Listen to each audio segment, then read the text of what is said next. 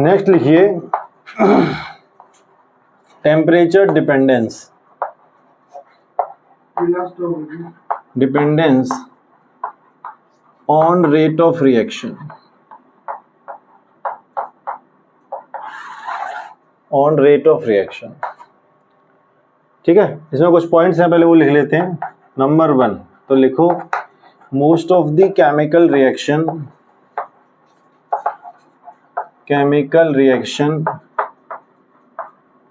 Are accelerated on increasing the temperature. ज़्यादातर chemical reaction का rate बढ़ जाता है टेम्परेचर बढ़ने पे। ऑन इंक्रीजिंग द टेम्परेचर क्यों बढ़ जाता है? Because on increasing the temperature, on increasing the temperature kinetic energy of molecules increases. सही बात है कि नहीं? क्यों भाई? Kinetic energy of molecules increase. Kinetic energy बढ़ेगी तो क्या होगा? मॉलिक्यूल्स आपस में जल्दी जल्दी कोलाइड करेंगे, कोलिजन ज्यादा होंगे, ठीक है। So number of collisions increases, collisions increase, ठीक है। एज अ रिजल्ट कोलिजन ज्यादा होंगे तो प्रोडक्ट जल्दी जल्दी बनेगा। As a result rate of reaction increases, rate of reaction increases. कोई दिक्कत इसमें? सही है। तो पहला पॉइंट बड़ा ही आसान है, वो कह रहा है भाई ज़्यादातर केमिकल रिएक्शंस में ये देखा गया है कि उनका जो रेट है वो बढ़ जाता है ना। They are accelerated on increasing the temperature. Temperature बढ़ने पर उनका रेट बढ़ जाएगा। क्यों बढ़ जाएगा? क्योंकि टेम्परेचर इंक्रीज करने पे क्या होगा? मॉलिक्यूल्स का काइनेटिक एनर्जी इंक्रीज होगा, जिससे वो बार बार टकराएंगे तो नंबर ऑफ कोलिजन्स बढ़ जाएंगे, और नंबर ऑफ कोलिजन बढ़ेंगे तो प्रोडक्ट जल्दी बनेगा, जिससे फाइनली रेट ऑफ रिएक्शन भी बढ़ जाता है, ठीक। सेकेंड पॉइंट लिखिए जरा। On increasing the temperature, on increasing the temperature both rate of reaction and rate constant increases। दोनों की वैल्यू बढ़ जाएगी। Rate constant increase,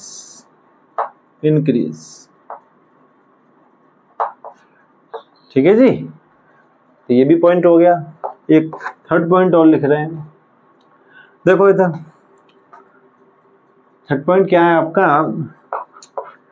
It is found that on increasing the temperature,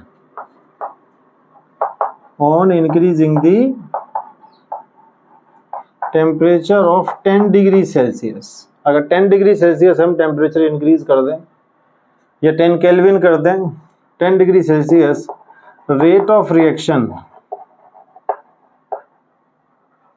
becomes double और triple. तो ऐसा देखा गया है कि अगर किसी रिएक्शन का टेम्परेचर में कितना इंक्रीज कर दें, 10 डिग्री सेल्सियस, तो रेट ऑफ रिएक्शन कैसा हो जाता है? डबल हो जाता है और कई बार ट्रिपल हो जाता है, ठीक है। तो ये हो गया। चलिए अब देखो रेट ऑफ रिएक्शन कैसे इंक्रीज होगा टेम्परेचर बढ़ने के साथ साथ, इसको हम लोग एक ग्राफ की हेल्प से समझ रहे हैं, ठीक है। We will now understand the relation between rate of reaction and temperature with the help of a graph. तो मैं ग्राफ बनाता हूं, वो देखो। इसके बाद देखो एक ग्राफ हम बना रहे हैं इधर। यहां पे तो आप लेंगे एनर्जी, ठीक, और यहां पे है fraction of molecules, fraction of molecules, ठीक। अब यहाँ एनर्जी बढ़ती जा रही है, बढ़ती जा रही है, बढ़ती जा रही है। यहाँ पे यहाँ जो एनर्जी है, ये कौन सी एनर्जी है? This is threshold energy. इसका मतलब अगर मॉलिक्यूल्स की एनर्जी बढ़ते हुए इससे इसके बराबर या इससे ज़्यादा हो गई तो वो रिएक्शन करेंगे, और नहीं तो रिएक्शन नहीं करेंगे, वो प्रोडक्ट नहीं बनाएंगे। ठीक है, तो ये हो गई आपकी थ्रेशोल्ड एनर्जी। अब इसको आप ऐसे समझो कि अगर हम रिएक्टेंट्स को टेम्परेचर बढ़ाएंगे उनका, तो क्या होगा, उनकी एनर्जी बढ़ती जाएगी, बढ़ेगी नहीं बढ़ेगी? तो जैसे रिएक्टेंट का हम टेम्परेचर बढ़ाते जा रहे हैं तो उनकी एनर्जी बढ़ती जा रही है, और फिर उनकी एनर्जी बढ़कर के, देखो रिएक्टेंट की एनर्जी जो है बढ़ती जा रही है टेम्परेचर बढ़ाने पे, और बढ़ते बढ़ते किसको क्रॉस कर गई, थ्रेशोल्ड एनर्जी को। नहीं समझ पा रहे? तो जितने मॉलिक्यूल्स यहाँ पे जो मॉलिक्यूल्स आएंगे ये क्या है, अच्छा मान लो टेम्परेचर यहाँ पे T केल्विन है, कितना केल्विन टेम्परेचर है, T केल्विन। ठीक, तो यहाँ पे मैं लिख सकता हूँ this is what, this is fraction of molecules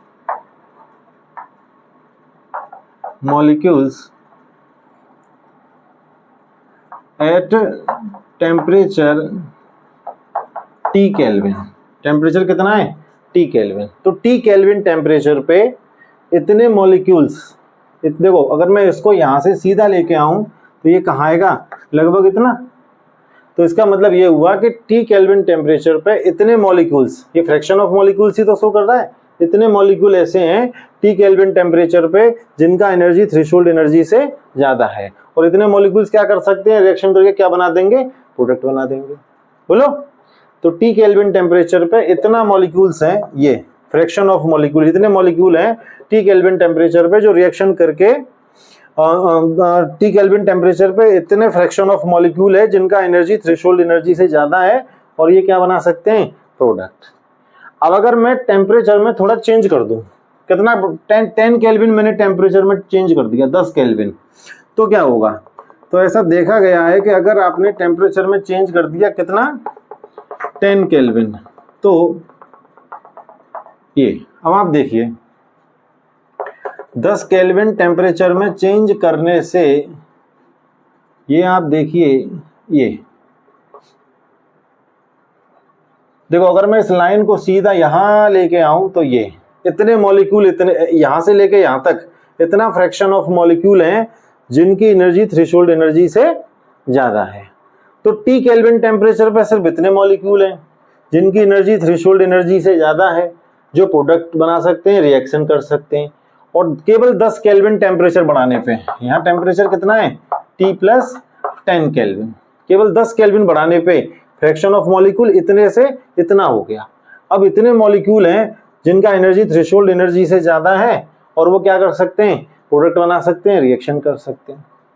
तो 10 केल्विन टेम्परेचर चेंज करने से फ्रैक्शन ऑफ मॉलिक्यूल लगभग डबल हो गई, जो क्या करेंगे, रिएक्शन करके प्रोडक्ट बनाएंगे जिनकी एनर्जी थ्रेशोल्ड एनर्जी से ज्यादा हो जाएगी। नहीं समझ पा रहे?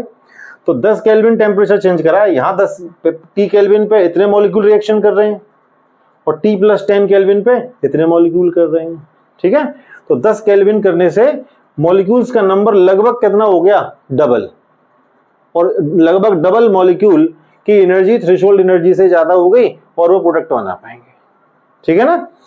तो यहां पे ये क्या है, ये पूरा, तो ये क्या हो जाएगा, this is fraction of molecules at T plus 10 kelvin temperature.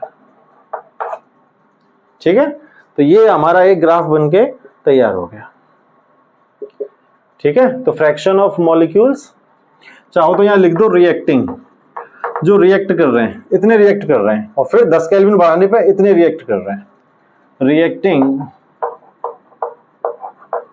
Reaction करने वाले मॉलिक्यूल्स का नंबर लगभग कितना हो गया, 2 गुना हो गया है। ठीक, तो मैं यहां पे लिख भी सकता हूं 10 on increasing the temperature, increasing the temperature, the temperature, fraction of molecules, fraction of molecules having threshold energy है, जिनकी पास थ्रेशोल्ड एनर्जी है, हैविंग थ्रेशोल्ड एनर्जी इंक्रीजेस। ऐसा एक साइंटिस्ट थे अरीनियस, तो उन्होंने रेट ऑफ रिएक्शन और टेम्परेचर में रिलेशन को समझाने के लिए एक इक्वेशन दिया था which is known as Arrhenius equation. समझ रहे हैं? In order to give relation between rate of reaction and temperature, he gave one equation which is called Arrhenius equation. तो आप यहाँ लिख रहे हैं the temperature dependence, लिखते जाइए, the temperature dependence on rate of reaction, on rate of reaction can be given, या ऐसे कर लो, can be understood by Arrhenius equation. Arrhenius equation which is as follows. तो रेट ऑफ रिएक्शन का temperature से क्या relation है, ये हम किससे समझ रहे हैं? आर्रीनियस इक्वेशन से। अब ये आर्रीनियस इक्वेशन है क्या, वो देखिए जरा, लुक एट द बोर्ड। देखो K is equal to AE to the power minus EA upon RT। This equation is known as Arrhenius equation. K is equal to AE की power minus EA upon RT। जरा इनका सबका पहले मतलब जान लो, ये है क्या क्या। तो first I talk about EA। EA क्या है आपका? Activation energy. एक्टिवेशन एनर्जी क्या होता है, वी हैव ऑलरेडी डिस्कस्ड। ठीक है, T means temperature, okay, R means gas constant, gas constant. और यहाँ पे इसका वैल्यू हम कितना यूज करेंगे? 8.314 joule mole inverse K inverse. आ जाओ, K क्या है आपका? तो K is rate constant. E क्या है? Small e। तो small e is called mathematical constant. जैसे पाई होता है, पाई का वैल्यू कितना है? 3.14 फिक्स है, मैथमेटिकल कांस्टेंट है। तो बिल्कुल वैसे ही मैथमेटिकल कांस्टेंट है और इसका वैल्यू होगा 2.7781। ठीक, अब आ जाओ A क्या है? A तो बचा है बस, तो इसे हम कहते हैं this is called Arrhenius factor, collision factor, या इसको हम लोग कहते हैं pre exponential factor, pre exponential factor. ठीक है, ए के बारे में आप लिख देना, इट रिप्रेजेंट्स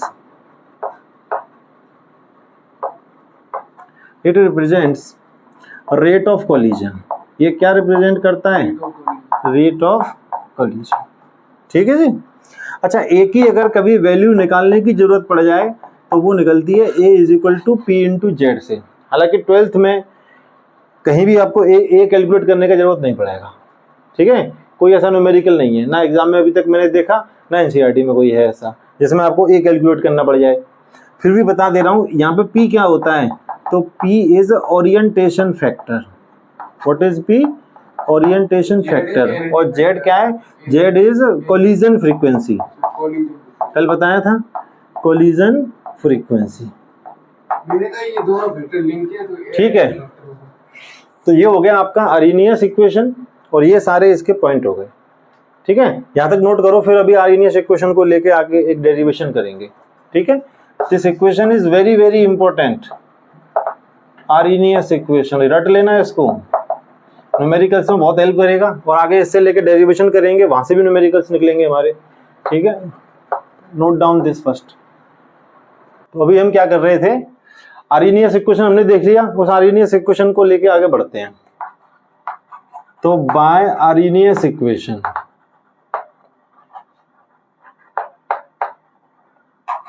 ध्यान दीजिए, क्या है आपका? K is equal to AE to the power minus EA upon RT। अब इसमें हम लोग क्या करेंगे? ऑन टेकिंग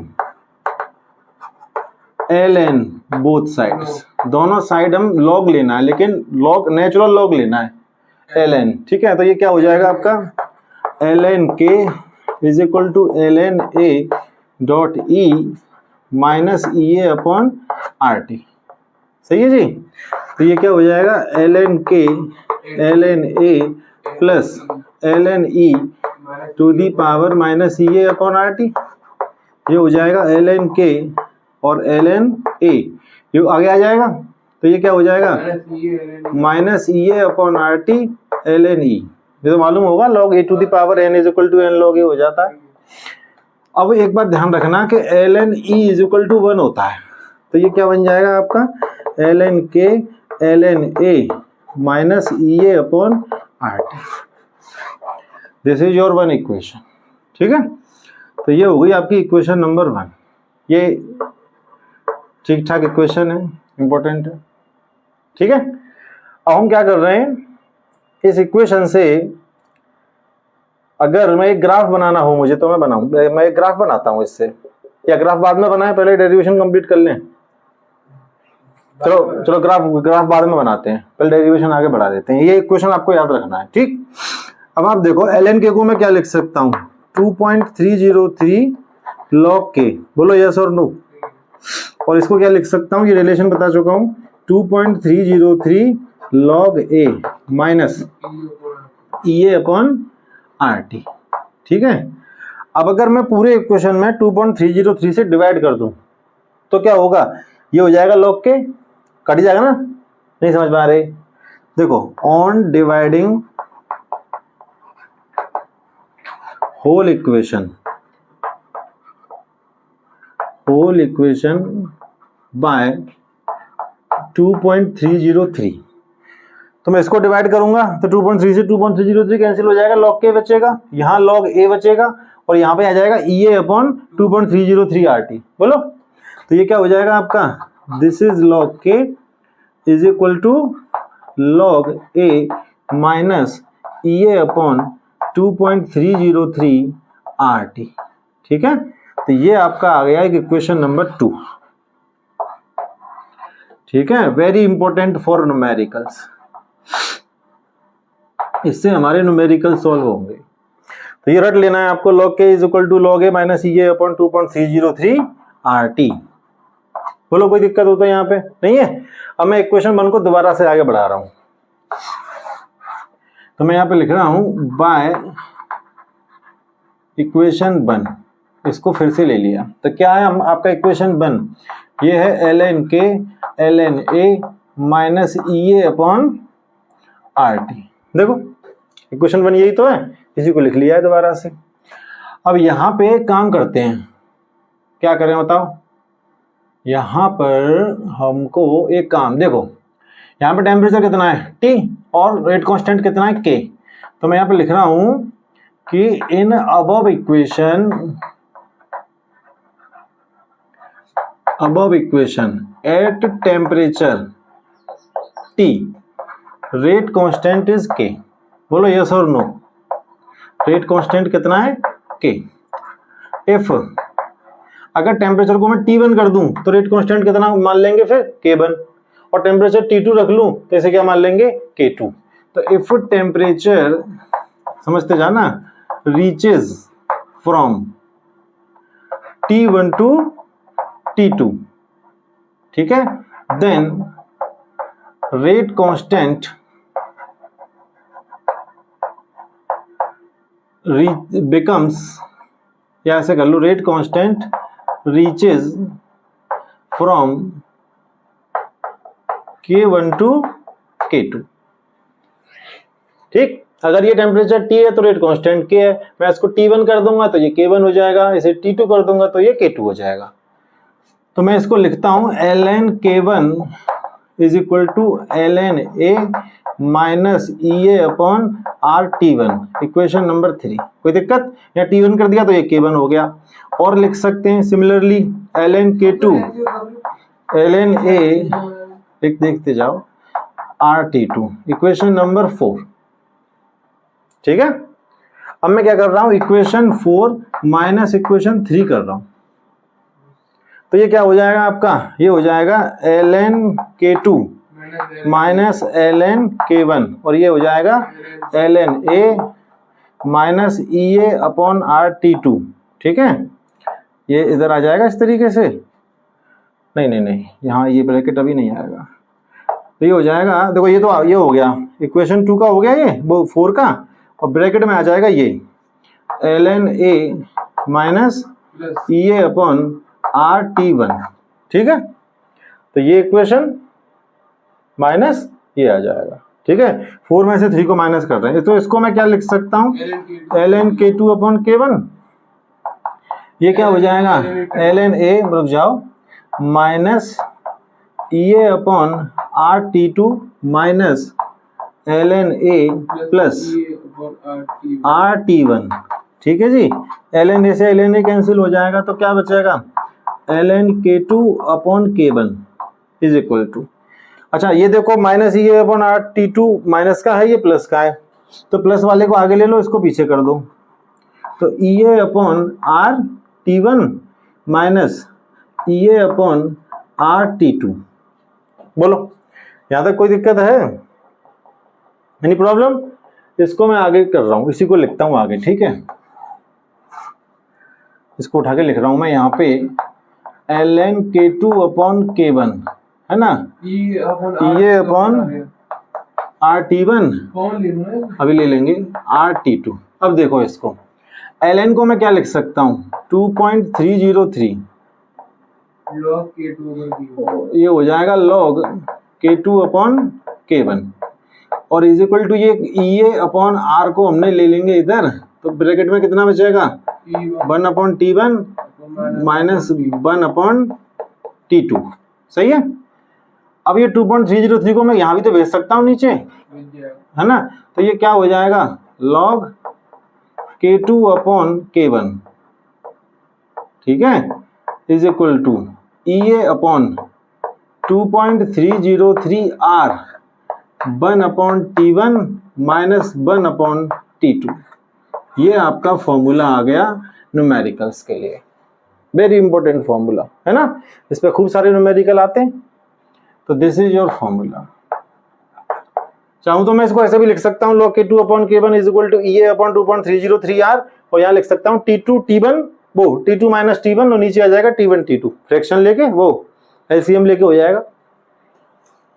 अब बताओ कोई दिक्कत हो तो मुझे बताओ, यहाँ से वहां तक इस पे बेस्ड न्यूमेरिकल आ जाएगा, इस पे बेस्ड न्यूमेरिकल आ जाएगा। देखो सीधा सीधा फंडा है कि कई बार क्या होता है कि अगर क्वेश्चन में 2 टेम्परेचर और 2 रेट कांस्टेंट गिवन है, तो आप आंख बंद करके ये वाला फॉर्मूला लगाइए।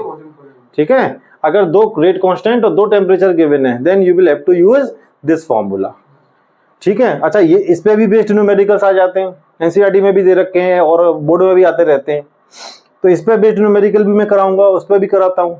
पहले आप थोड़ा नोट करिए, उसके बाद पहले मैं एक ग्राफ बनवाऊंगा यहाँ से, then we will go for numericals. ठीक, अभी जो हमने फॉर्मूला कराया वो क्या है, log k2 upon k1 E A upon 2.303 r 1 upon t1 है ना, t1 minus 1 upon t2।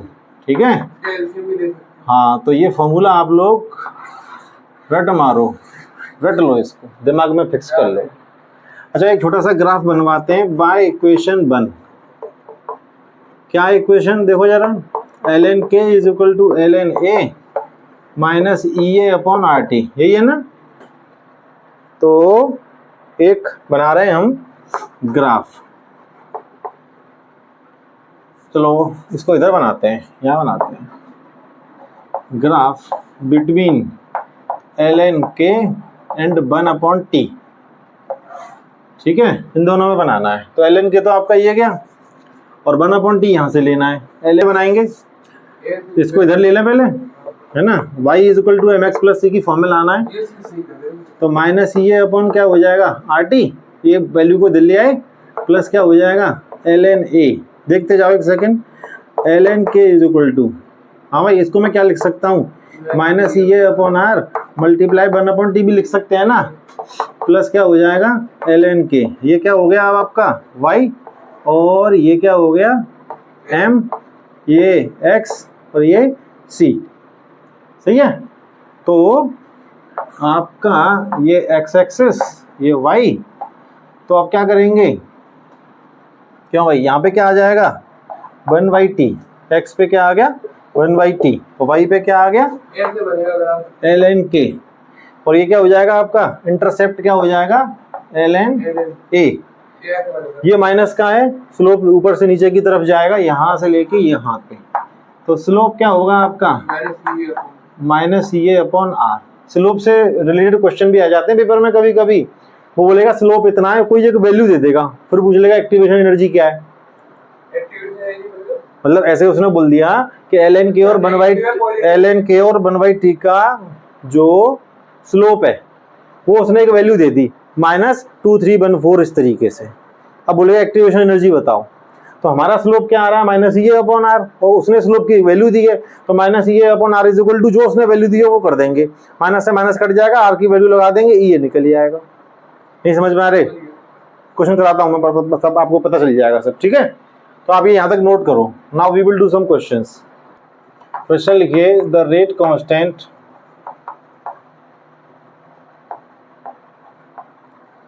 Constant for first order reaction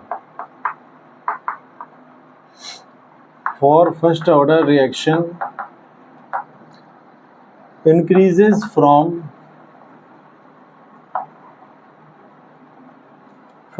2 into 10 to power minus 2 to 4 into 10 to power minus 2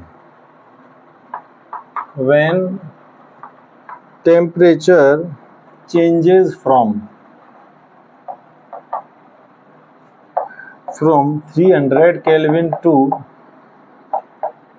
310 Kelvin। 310 Kelvin, ठीक है। आगे है calculate energy of activation,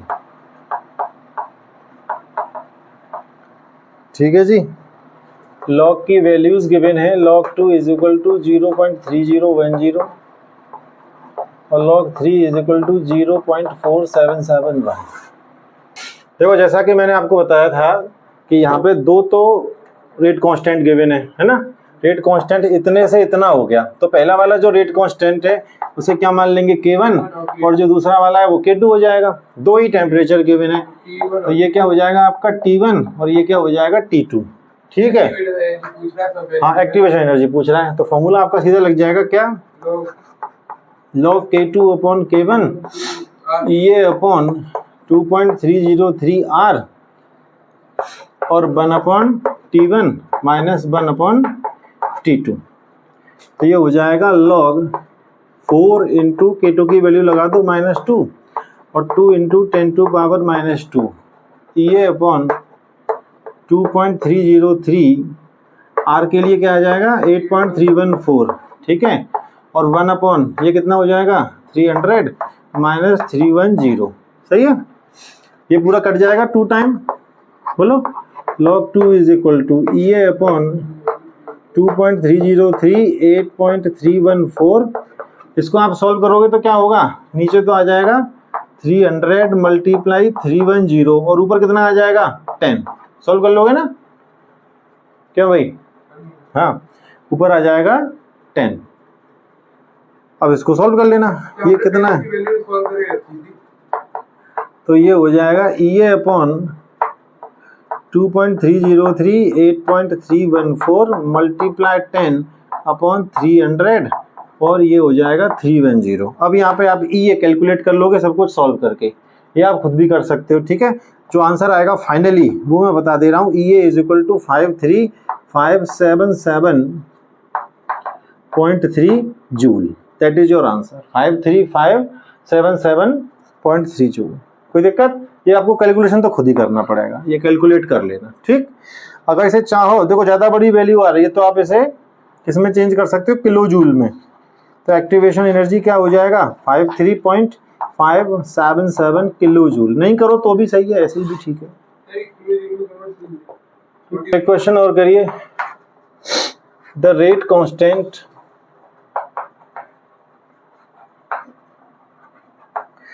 constant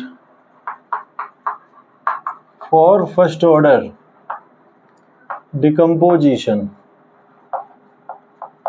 decomposition of N2O5 is given by is given by the following equation. Given by the following equation. क्या equation है साहब? log k is equal to 23.6 minus 2 into 10 to power 4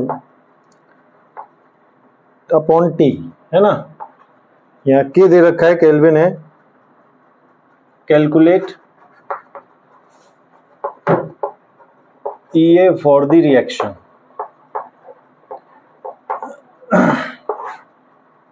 देखो क्या कह रहा है question में, the rate constant for first order decomposition of N2O5 by following equation. यानी कि ये एक इक्वेशन दे रखा है N2O5 के डिकम्पोजिशन के लिए. वो कह रहा है एक्टिवेशन एनर्जी बताओ. तो देखो इसी स्ट्रक्चर का कोई फॉर्मूला हमने पढ़ा है क्या?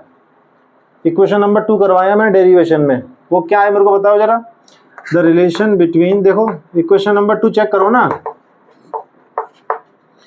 EA एंड log k के लिए एक रिलेशन करवाया है ना. द रिलेशन बिटवीन एज, क्या रिलेशन है बताओ. इक्वेशन 2 देखो, वो है log k is equal to log a minus EA upon 2.303 RT.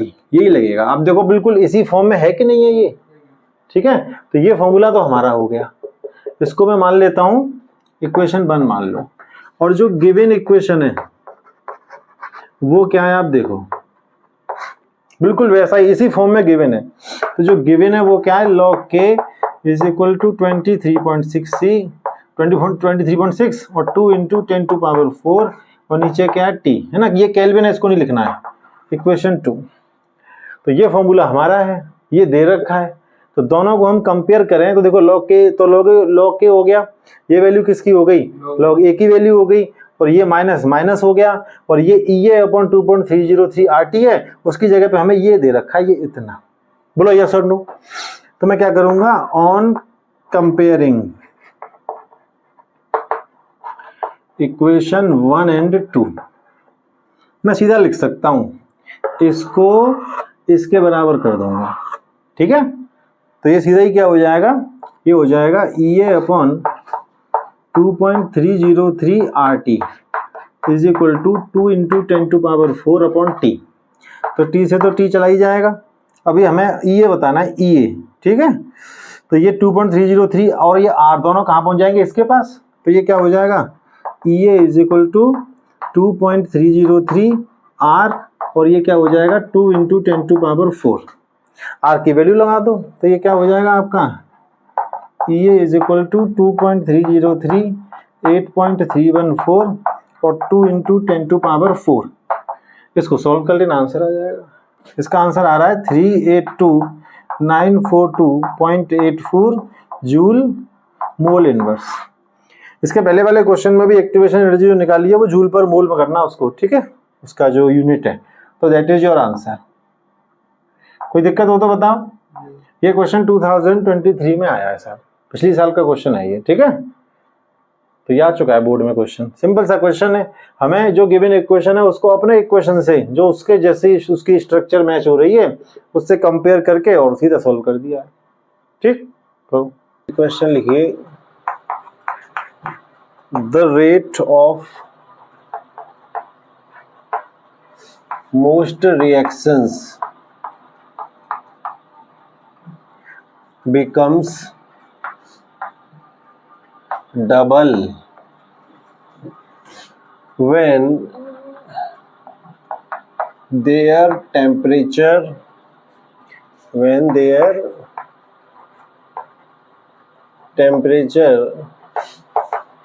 is raised from 298 to 308 Kelvin.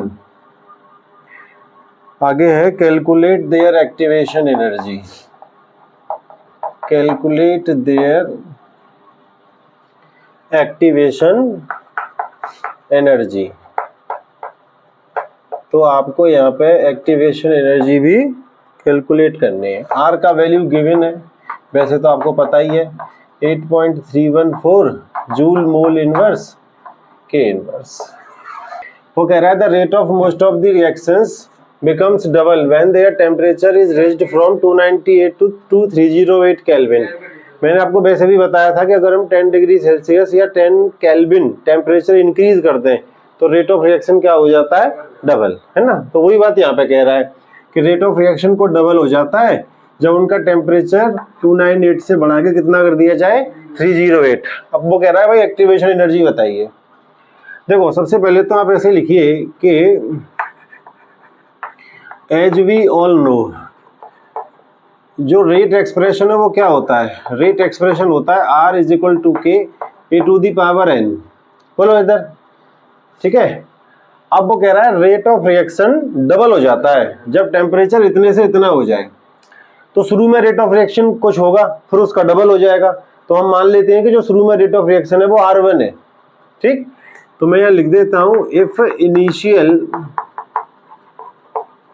rate of reaction is R1 and rate constant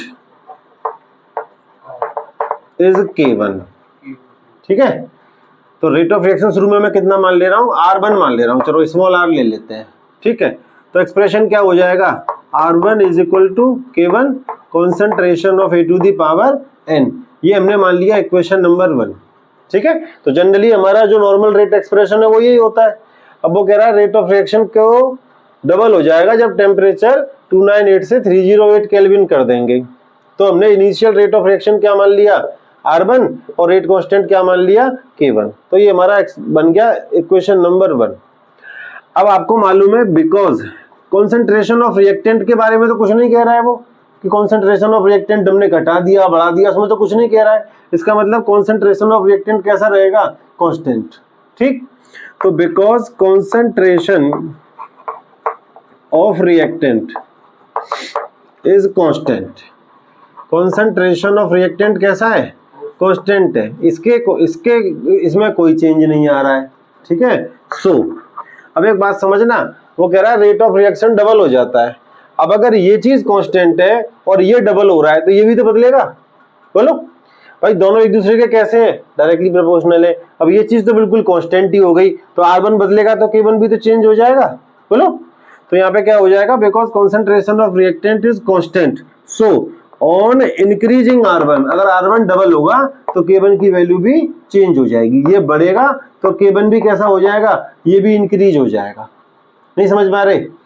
so on increasing rate of reaction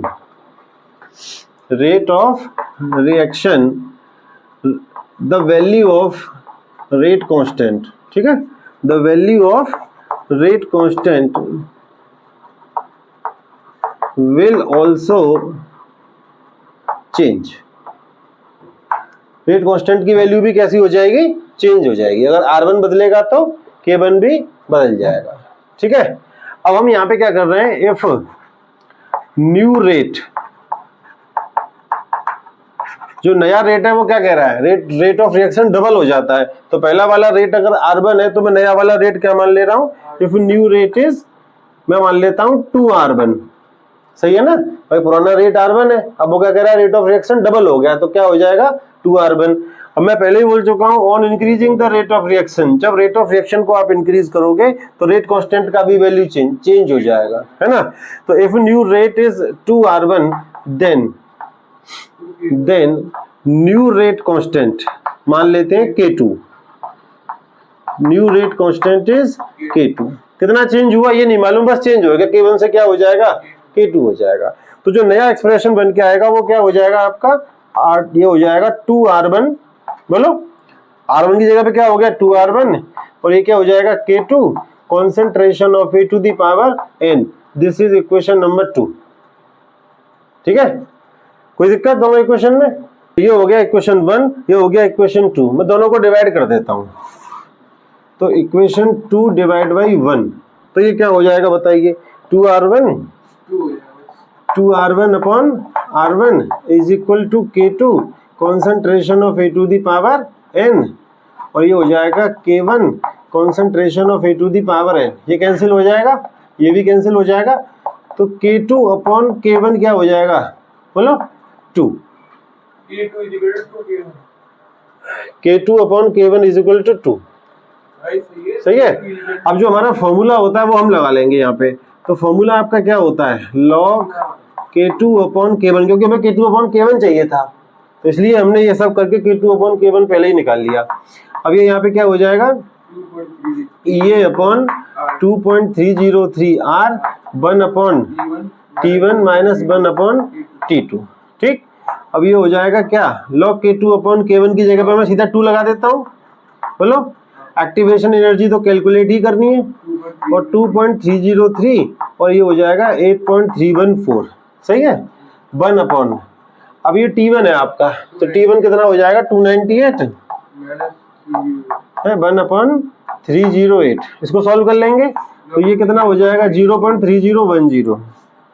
ठीक है, और ये हो जाएगा आपका ये अपॉन, हाँ मैं कर दे रहा हूँ 8.314 और ये कितना हो जाएगा ऊपर आ जाएगा 10, मतलब ये हो जाएगा 308 माइनस 298 और नीचे क्या हो जाएगा 298 मल्टीप्लाई 308। अब इसको सॉल्व आप खुद ही कर लेंगे और ये निकल आएगा सीधे सीधे।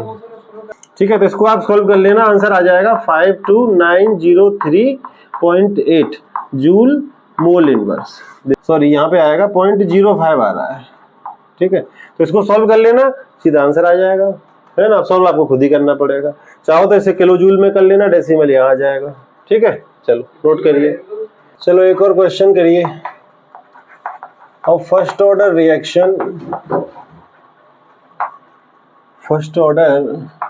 Reaction is 50% completed, is 50% completed in 30 minutes at 300 Kelvin and in 10 minutes at 320 Kelvin। ठीक है, आगे है calculate activation energy. Calculate activation energy EA आपको बताना है फॉर द रिएक्शन।